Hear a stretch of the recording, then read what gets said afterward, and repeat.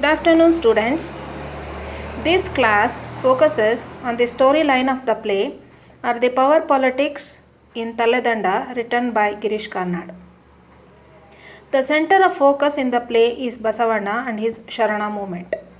What Karnad projects through this play is that excessive passions and ambitions lead human beings to unhappiness, disappointments, disillusions, etc. Basavanna, Bijjala, Sovideva and Jagadeva are characters describing the journey from beautiful imagination to harsh reality. Karnad has dealt with various themes concerning history, past and present values, religious beliefs, myths of India, casteism, gender issues, etc. In a way, he is deeply concerned with eternal problems and issues of Indian society.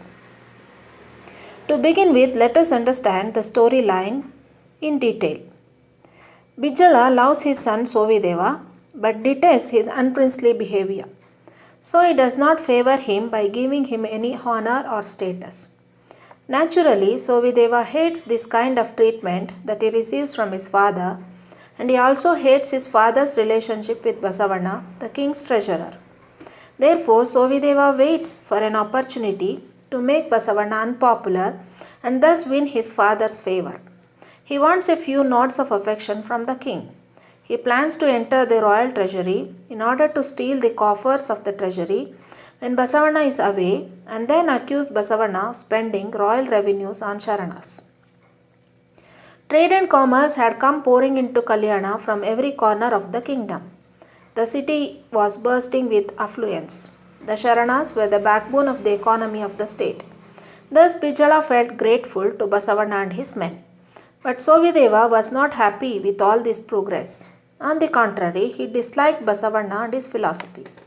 He knew that Basavanna spent large amounts of money on his hospitality to his guests.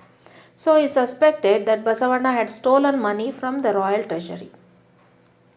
He therefore decided to prove this by opening the treasury in the absence of Basavanna and the king. In short, Sovideva was of the opinion that Basavanna had been systematically defrauding the treasury. Accountant Krishnachari had the so-called evidence to show that Basavanna had cheated King Bijjala of 30,000 sovereigns. Manchana, who is the king's advisor, does not want that the king should blame Sovideva. He believes that the king has not seen the goings-on in Basavanna's house. There is food for all devotees that flock there day and night. The gifts and cloths are distributed among the people. Manchana very shrewdly and indirectly instigates Sovideva when he thus tells the king about what is going on in Basavanna's house. Gifts, cloths. How can he afford such lavish hospitality? His affluence is the source of dismay to the whole city. In reality, the king is not ignorant of all these happenings. He can account for every penny spent in that house. Moreover, he knows Basavanna very well. So he firmly says, Basavanna does not need to defraud me. Jagadeva, a young man from Brahmin family and a trusted disciple of Basavanna, comes to know about Sovideva's plan to open the royal treasury in the absence of Basavanna and Bijjala. According to the law of the land, the lock of the treasury cannot be touched unless either the king or his treasurer is physically present. Jagadeva is of the opinion that Sovideva should not inspect the accounts in the absence of the two.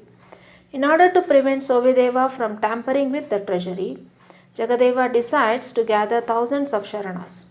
Hence, he goes from door to door, waking up the Sharanas and making them aware of the fact that something evil is going to take place, which would have some direct and adverse effect on their community.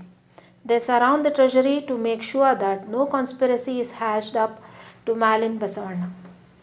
Bijjala tells his wife that Sovideva unnecessarily fiddles with the treasury locks when he should not. When Basavanna actually arrives on the scene, Sovideva attempts to run like a rabbit. 15,000 Sharanas block his way and applaud and roar with laughter as Basavanna leads him back by hand into the treasury and has the door sealed behind him. On verification, it is revealed that not a single broken cowrie is missing from the coffers.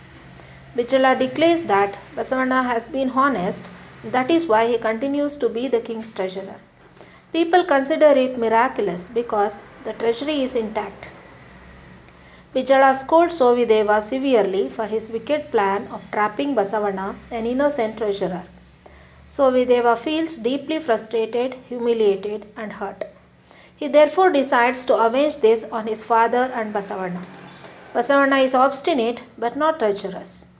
Sovideva thinks that he has been treated like a toothless hound. Bijala is very much angry with Sovideva because he tried to tamper with the treasury. Hence he starts beating Sovideva though he is a grown-up man.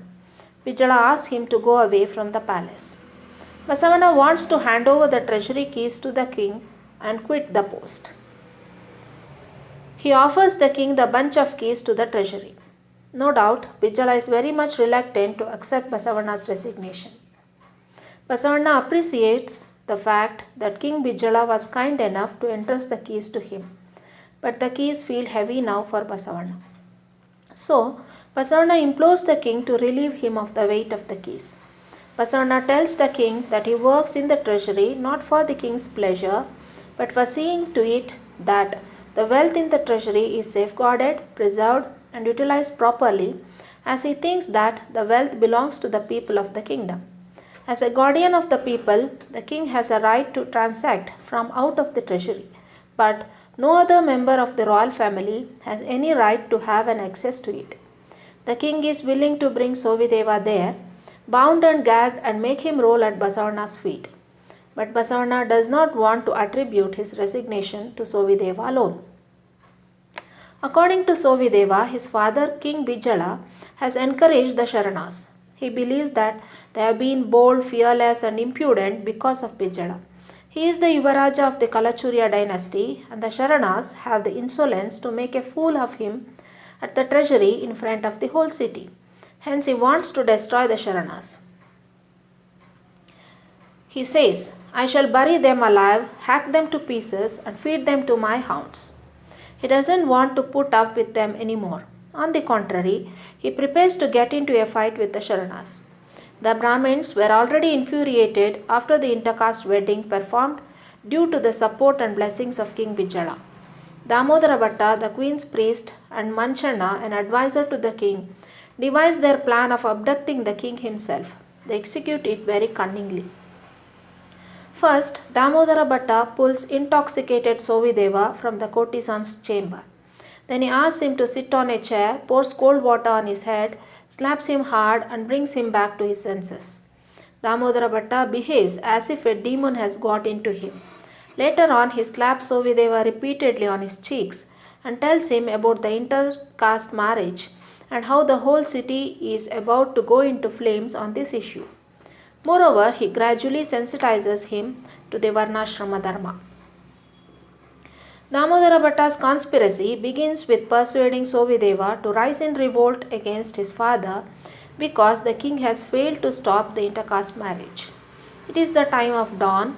In the beginning, Damodara Bhatta, Manchana, and Sovideva find Kallappa, Bijala's servant, sitting dozing in a corner of the yard. Sovideva calls him, but Kallappa is unwilling to move from his spot. He looks around half baffled, half irritated, but does not move from his seat. Then he looks at the door of Bijala's room on the first floor and moves out most unwillingly. As he steps out of the yard, he is attacked by half a dozen armed men of Sovideva who knock him down unconscious and drag him out. As per Damodara Bhatta's signals, several of the armed men enter the yard and spread out quietly behind the various corners of the palace. In the meanwhile, Damodara Bhatta asks Bankanna, another servant of Bijala, if His Majesty has completed his bath. Then Bankanna answers in the positive and tells that the king is doing his puja. At this moment, a soldier swoops upon Bankanna, gags him and lifts him up and takes away him. Bijala has no knowledge of the activities that are being carried out by Damodara Bhatta and others. Bijala now realizes that many servants are not to be seen. In this way, Damodara Bhatta removes all the trusted servants of Bijala one after the other by his tricks, and he effectively makes Bijala a captive. He first gets the loyal servants of Bijala killed and then imprisons him in his own palace. There is a sudden roar in the palace. There is a man who rolls down the stairs as though tossed out physically. A semi-dressed Bijala follows him out. The king has asked the servant for court robes, but the servant has deliberately left the crown out. Bijala comes to know that the man in the queen's chamber is none else but Damodara Bhatta, the queen's priest himself. The king has seen him running around Sovideva. Then the king rushes into his room and bellows from inside.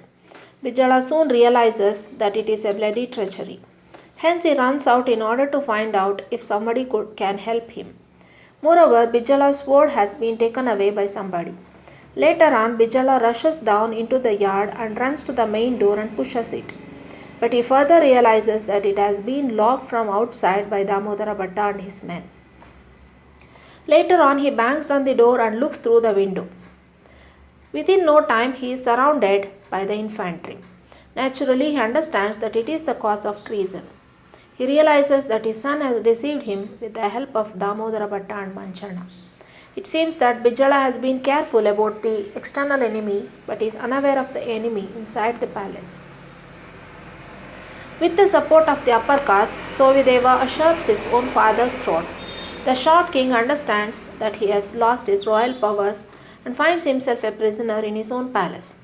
From the developments that have recently taken place in the palace, it is clear that a violent and unconstitutional change in government is caused, and the orthodox forces have successfully maneuvered the desired changes in the power structure. Not only that, they succeed in destroying the momentum of new reformist movements with progressive ideas which rejected idol worship, rituals, class distinctions, casteism, superstitions, profiteering, and other obscure ideas. Many innocent people in the play are killed cruelly. Kallappa, who has been one of Bijala's trusted servants, is killed by armed men at the behest of Damodara Bhatta. Bijala is very unhappy to learn about his death. Upon hearing the news about Kallappa's killing, tears well up in King Bijala's eyes. He says, "How could you bring yourselves to do that, you bloody murderers? He was an innocent babe. You won't find another like him in this Kali Yuga. How could you harm him?" Bijala is very sorry and wipes his tears. Those watching are aghast to see Bijala cry, but he makes no attempt to hide his grief. Damodara Bhatta says that Kallappa was a man who lacked imagination and could not be corrupted. Moreover, for Damodara Bhatta and his gang, Kallappa would have proved to be dangerous in the sense that he would have frustrated the plans of Damodara Bhatta and Sovideva against Bijala had he been allowed to be alive. Bijala warns him not to stretch his tongue too far. Damodara Bhatta then requests the king to forgive him. He promises the king that he didn't mean any treason. Scene 14 of Act 3 deals with the miserable condition of Bijala. He is sprawled in the dark corner of the sanctum. Jagadeva is about to step into the sanctum with a sword in his hand, but Malliboma prevents him from entering the sanctum with a sword in hand. At this time, Jagadeva talks to Bijala and tells Bijala a lie that they have travelled a long distance so their feet are caked with mud and hence they don't want to dirty the temple by entering it. But Bijala tells him that God has not seen any worship for many days and the floor of the sanctum has not been swept. Jagadeva tells Bijala one more lie, that he has come from Basavana. That is why Bijala steps out of the sanctum. As soon as Bijala steps out, Jagadeva orders Rachappa and Kallaya to strike. Then Jagadeva himself strikes Bijala with his sword. Others also attack Bijala at the same time. Resultantly, Bijala is wounded. The warrior in Bijala comes awake and pushes the attackers back and rushes into the sanctum and stands ready to defend himself from further attacks. Jagadeva tries to chase Bijala into the sanctum, but Malliboma blocks his way and warns Jagadeva that nobody sheds blood in the temple. But Jagadeva thinks that it is a golden opportunity for him to kill Bijala. After this, Jagadeva and others put their swords aside and go on. Bijala, bleeding, is waiting for them. They grapple with Bijala and try to pull him out, but he is like an elephant rooted to the earth, unyielding. Suddenly, he shakes himself free and runs to the linga and embraces it. They pounce upon him and try to wrench him free. Bijala has a message for Basavanna and wants Malliboma to deliver the message. Hence, Bijala gets up and leans on the shoulders of Malliboma, who leads him out. In the meantime, Jagadeva stabs Bijala wantonly and whimsically. Within no time, Bijala collapses to the ground. Jagadeva pushes him to the floor. Malliboma declares that Bijala is dead. Jagadeva stares at Bijala's body in a sort of delirium. Jagadeva is shown to be the messenger of God to give complete liberation to Bijala from the captivity of his cruel son Sovideva. The character of Bijala, in total contrast to Sovideva, his son, and contender for the throne, is wrought with honesty, courage, and unsuccumbing attitude. It is deeply saddening to watch this majestic character yielding to helpless death at the hands of futile youth in the last part of the play. He has been made a sacrificial offering at the altar of demonic caste politics, deciding who should hold power. Killing of the king points out the total purposelessness of violence. In an incomprehensive and delirious state, Jagadeva plunges the dagger into himself and dies. It is the end of a futile youth, a victim of his own romantic dreams of power and glory. Helpless to redeem the king with the help of Sharanas, Basavanna finds his presence irrelevant and meaningless in the kingdom. Hence he leaves for pilgrimage at Kapari in search of God. The departure of Basavanna and later on the news of his death leave a void in the Sharana community. Dear students, this is the first part of this class wherein you will get answers for power politics in the play Taladanda, or you can also use these notes to answer the character of Bijala. In the next classes, we shall speak about caste violence and gender issues in Taladanda. Thank you.